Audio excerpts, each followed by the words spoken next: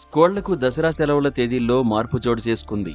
September 22 నుంచి October 2వ తేదీ వరకు సెలవులు ఇవ్వనున్నట్లు ప్రభుత్వం ప్రకటించింది.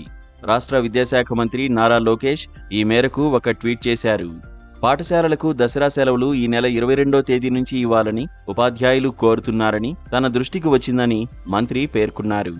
ఈ నేపథ్యంలో వారి కోరిక మేరకు విద్యాశాఖ అధికారులతో చర్చించి సెలవులపై నిర్ణయం తీసుకున్నామని తెలిపారు. దీని ప్రకారం దసరా పండుగకు సెప్టెంబర్ 22వ తేదీ నుంచి అక్టోబర్ 2వ తేదీ వరకు సెలవులివ్వాలని నిర్ణయించామని మంత్రి లోకేష్ పేర్కొన్నారు. ప్రభుత్వం తాజా నిర్ణయంతో దసరా పండుగకు 12 రోజుల సెలవులు రానున్నాయి.